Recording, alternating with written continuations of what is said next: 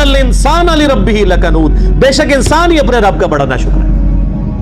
گھوڑے ناشکرے نہیں ہیں، گھوڑے اپنے مالک کے ساتھ وفاداری کرتے ہیں، اس مالک کے ساتھ جو صرف کھانا کھلاتا ہے، اور انسان اس مالک کے ساتھ بے وفائی کرتا ہے جس نے اسے پیدا بھی کیا ہے اور ہر طرح کی نعمتیں دی ہیں، صرف کھانا نہیں کھلایا۔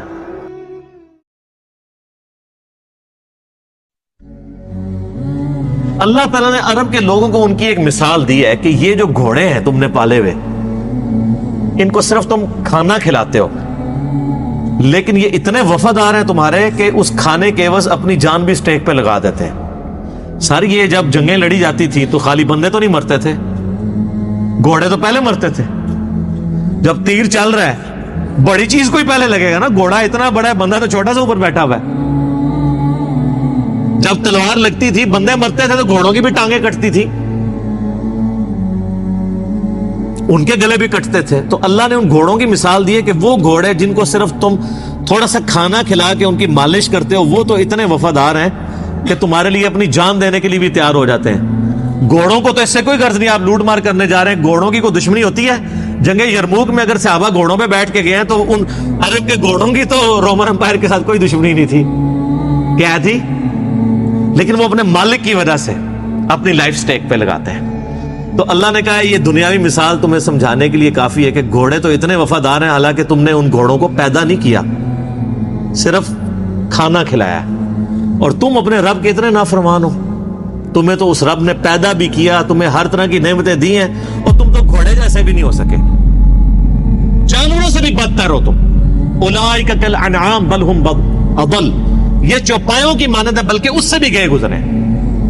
سر اس صورت کے اندر کیا سوز و گداز، کیا رکت ہے کہ تم گھوڑوں کی مانند بھی نہیں ہو سکے۔ گھوڑے کو صرف کھانا کھلاؤ تو وہ تمہارے لیے جان بھی دے دے میدان جنگ میں، اور اللہ جس نے تمہیں پیدا کیا ہر طرح کی نعمت دی، تم 5 وقت کی نماز پڑھنا بھی تمہارے لیے مشکل ہے اس کے لیے۔ والعادیات ضبحا، مجھے قسم ہے تیز دوڑنے والے گھوڑوں کی، جب ان کے سینے سے آواز نکل رہی ہوتی ہے، سو ہوئے انہوں نے تیز جب وہ چل رہے ہوتے ہیں۔ فالموریات قدحا، جب وہ پتھروں سے آگ نکال رہے ہوتے ہیں سم مار کے، جب پتھریلی زمین پہ بھاگتے تھے تو ان کے پاؤں کے ناخنوں کے نیچے، آپ کو پتا نا وہ نیچے لگائے ہوتے ہیں لوہے کی، تاکہ وہ سمیں لگائی ہوتی ہیں تاکہ ان کے وہ ناخن گھس نہ جائیں، تو وہ جب سر پر دوڑتے تھے نا تو چنگاریاں اڑتی تھی۔ فالموریات فالمغیرات صبحا، پھر جب وہ صبح کے وقت اچانک حملہ کرتے ہیں جا کے، فاثرن به نقعا، پھر جب وہ گرد و غبار اڑاتے ہوئے واپس آتے ہیں، فوسطن به جمعا، اور جب وہ دشمن کے لشکر میں آگے تک گھس جاتے ہیں۔ سر وہ اپنی لائف سٹیک پہ لگا دیتا ہے اپنے مالک کے لیے، صرف اس لیے کہ اس نے مجھے کھانا کھلایا ہوا ہے، اتنا وفادار ہوتا ہے۔ ان الانسان لربہ لکنود، بے شک انسان ہی اپنے رب کا بڑا ناشکر ہے۔ گھوڑے ناشکرے نہیں ہیں، گھوڑے اپنے مالک کے ساتھ وفاداری کرتے ہیں، اس مالک کے ساتھ جو صرف کھانا کھلاتا ہے، اور انسان اس مالک کے ساتھ بے وفائی کرتا ہے جس نے اسے پیدا بھی کیا ہے اور ہر طرح کی نعمتیں دی ہیں، صرف کھانا نہیں کھلایا۔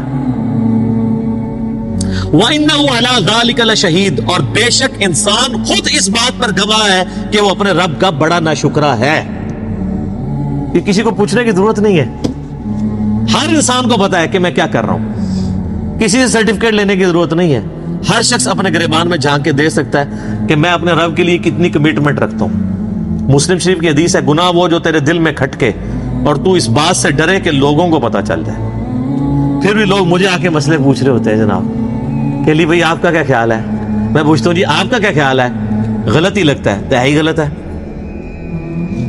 اکثر گناہ تو آپ کو پتا ہوتا ہے یہ گناہ ہے، دل میں کھٹک جاتے ہیں۔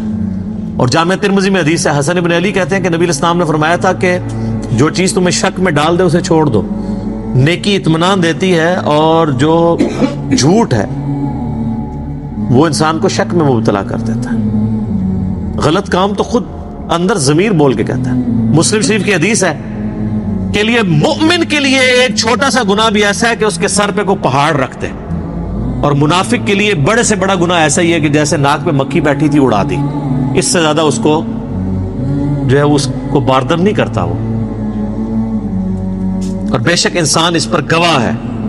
وَإِنَّهُ لِحُبِّ الْخَيْرِ لَشَدِيدٌ، اور بے شک مال کی محبت اس میں بہت زیادہ ہے. اصل چیز ہی یہی ہے سر، ساری بیماریوں کی جڑ مال ہے. اور جامع ترمذی میں حدیث ہے ہر امت کا کوئی نہ کوئی فتنہ تھا. ویسے تو ہمیشہ ہی مال فتنہ رہا ہے، لیکن نبی علیہ السلام کی امت کا تو اسپیسیفک فتنہ مال ہے.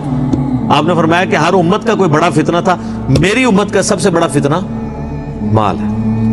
اور بخاری و مسلم میں وہ حدیث بڑی رقت انگیز ہے جو آپ نے اپنی وفات سے 1 مہینہ پہلے خطبہ دیا. شہدائے احد کے قبرستان میں جا کے دوبارہ نماز جنازہ پڑھ کے قبرستان میں صحابہ کو ڈرایا اور کہا کہ دیکھنا میں تمہارا پیش رو ہوں، میں اپنے حوض کوثر کو اس وقت بھی دیکھ رہا ہوں.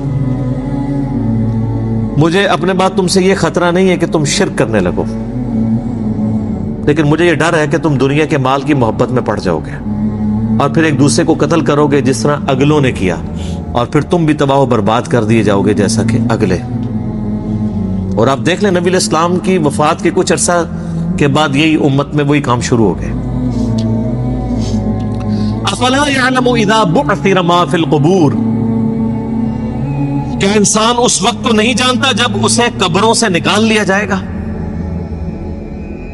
وہ چاہے قبر مٹی کی قبر ہو، چاہے وہ سمندر میں مرا ہو، چاہے وہ ایئر کریش میں ہواؤں میں اس کی راکھ بکھر گئی ہو، چاہے کسی شیر کے پیٹ میں ہے وہ اس کی قبر وہیں بن گئی، قیامت والے دن اللہ تعالیٰ اسے زندہ کر دے گا، عالم برزخ سے قیامت میں میدان محشر میں لے آئے گا.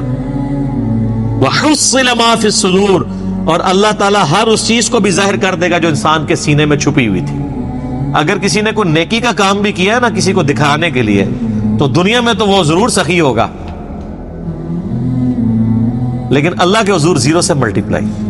وہ مسلم شریف میں بڑی لمبی حدیث ہے، قیامت والے دن ایک سخی کو، ایک شہید کو اور ایک عالم کو بلایا جائے گا، قرآن کے قاری کو. اللہ کہے گا ہاں بھائی شہید تو نے میرے لیے کیا کیا؟ کہے گا اللہ جان ہی تو تھی، دے دی تیری راہ میں، اور کیا کرتا؟ اللہ فرمائے گا تو نے تو اس لیے یہ جان دی کہ لوگ تجھے بہادر کہیں، اور لوگوں نے بڑی تیری تعریف کی ہے، میرے پاس تیرے لیے کوئی اجر نہیں، اوندا منہ کر کے دوزخ میں. پھر سخی کو اللہ بلائے گا، کہے گا یا اللہ میں نے دیکھ کتنا کچھ تیری راہ میں خرچ کیا، میں نے تو مسجدوں میں یعنی وضو خانے کے اوپر نیم پلیٹ بھی لگوائی تھی کہ فلاں سیٹ صاحب نے وضو خانہ بنوایا، لوگوں سے پوچھ لو، یہ میں اس کی تشریح کر رہا ہوں. اللہ فرمائے گا تو نے اس لیے یہ سب کچھ کیا کہ لوگ کہیں گے بڑا غریب پرور آدمی ہے. یہ جتنے لوگ حرام کے پیسے کے دسترخوان چلا رہے ہیں اور ہاسپٹل بنائے ہوئے ہیں اور وہ سمجھ رہے ہیں کہ ہم اللہ کو دھوکہ دے لیں گے، یہ دنیا کو دھوکہ آپ دے سکتے ہیں. دنیا میں آپ کو ایک سرٹیفکیٹ بھی گورنمنٹ کی طرف مل جائے گا، جی یہ بہت اچھی این جی او ہے، ویلفیئر کے کام کر رہی ہے. اللہ کے حضور 0، بس یہی سرٹیفکیٹ ہے، اسی پہ آپ خوش رہیں. آخرت میں تو اس کا عذاب ہونے والا ہے. پھر اللہ قاری سے پوچھے گا قرآن کا علم دیا تھا، تو کہے گا یا اللہ میں نے قرآن کا علم کیسا پھیلایا؟ اللہ فرمائے گا تو نے اس لیے پھیلایا کہ لوگ تجھے بڑا علامہ کہیں، تو لوگ تجھے بڑی تعریفیں تیری کرتے تھے، بس تجھے اجر مل گیا دنیا میں. مجھے بتائیں یہ علماء جب سٹیجز کے اوپر بیٹھ کے اپنی موجودگی میں ان کو جب سٹیج پہ بلایا جاتا ہے اور ان کے ناموں کے ساتھ اتنی لمبی لمبی دمیں لگا رہے ہوتے ہیں وہ سپاس نامے پڑھنے والے، ان کو شرم نہیں آتی کہ زمین پھٹے اور اس میں گھس جائیں؟ کیا نبی صلی اللہ علیہ وسلم اس طرح کرواتے تھے یا صحابہ ایسے کرواتے تھے؟ پھر اتنے بڑے بڑے اشتہاروں کے اوپر 4 دمیں پہلے لگی ہوتی ہیں، 3 بعد میں لگی ہوتی ہیں، اور پتہ نہیں کیا کچھ لکھا ہوتا ہے. تو بس یہی ان کو ملنا ہے، آخرت میں کچھ نہیں ہے.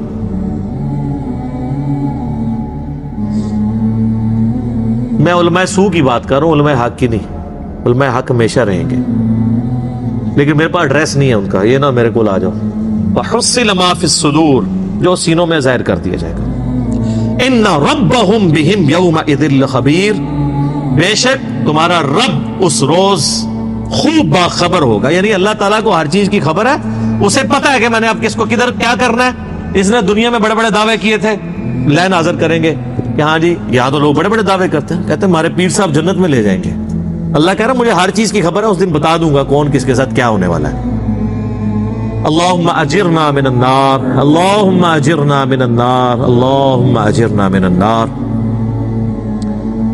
اللہ تعالیٰ سے دعا ہے جو حق بات میں نے کہی اللہ تعالیٰ ہمارے دلوں میں راسخ فرمائے.